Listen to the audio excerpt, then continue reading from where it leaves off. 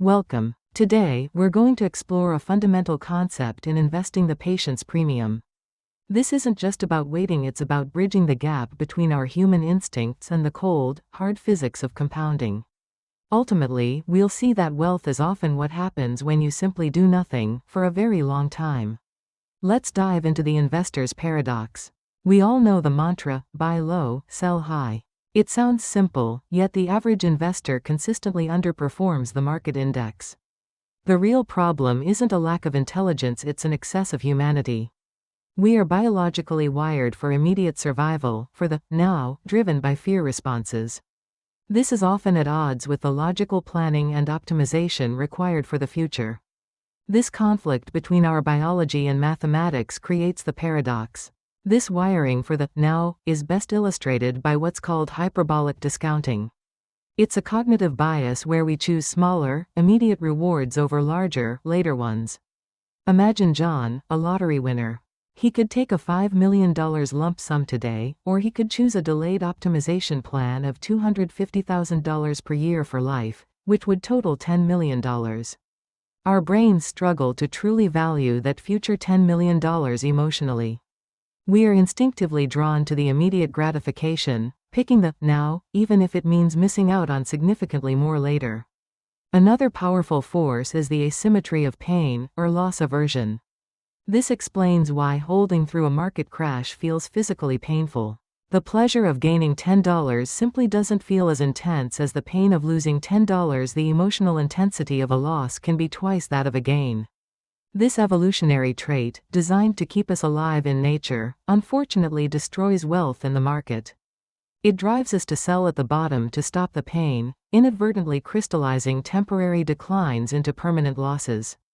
The cumulative effect of these behavioral biases can be seen in the high cost of blinking.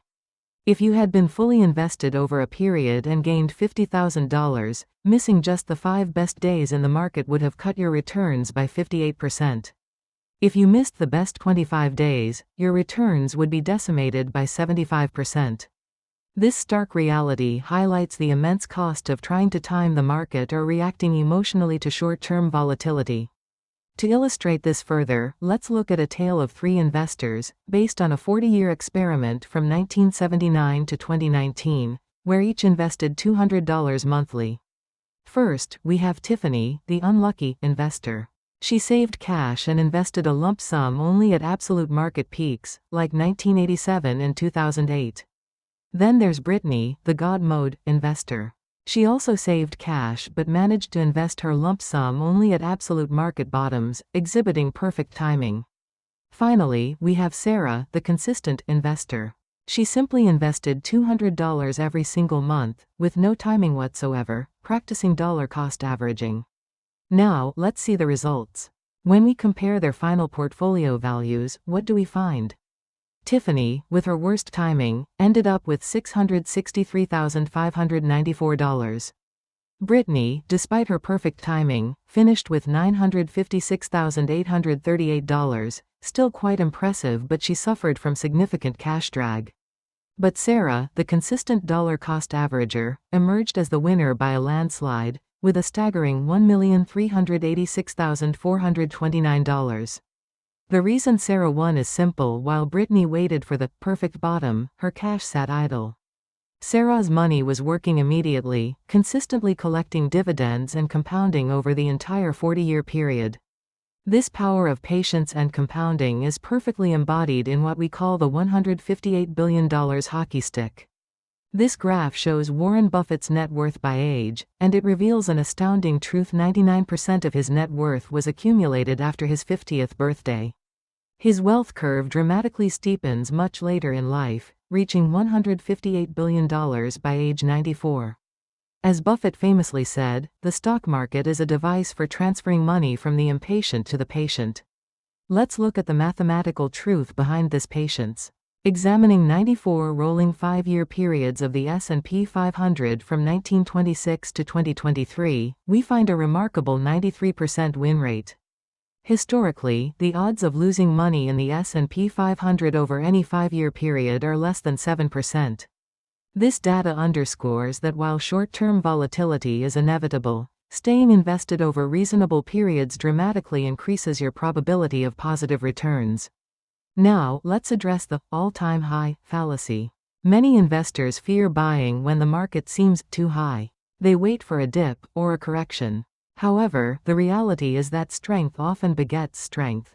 Statistically, investing at a previous, all-time high peak is often safer than trying to catch a falling knife. Data shows that the average return 1 year later is still a healthy 13.4%, and 3 years later, it averages an impressive 48.1%. This challenges the instinct to shy away from strong markets. While patience is key, it must be paired with diversification. This slide illustrates the cautionary tale of concentration, using Japan as an example. From its 1989 peak, the Nikkei 225 index delivered a negative 21% real return over 30 years. In stark contrast, a globally diversified index continued its upward trend. The patience premium requires global diversification. Don't bet your financial future on a single economy, no matter how strong it seems at the moment. The power of time on risk is truly profound. We can think of it as the 10-year guarantee. The probability of loss over just 1 day is around 46%, akin to gambling. Expand that to 1 year, and the probability of loss drops to about 25%. But extend your time horizon to 10 years, and the probability of loss diminishes to almost 0%.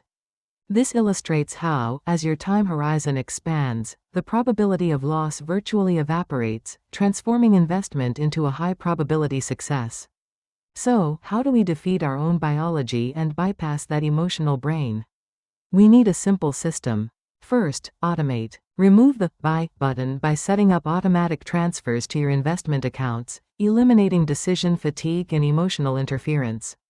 Second, diversify. Own the global haystack. Protect against a Japan scenario by investing globally across various economies and asset classes.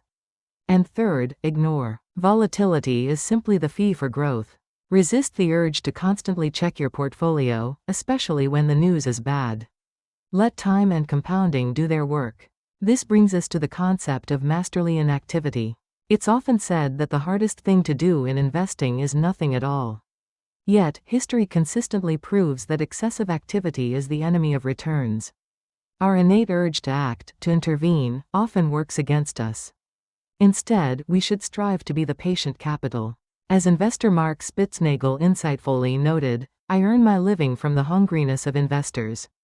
From their great urge for immediacy." Thank you for your time. For those interested in delving deeper into these concepts, here are some of the key sources and recommended further reading that informed today's discussion.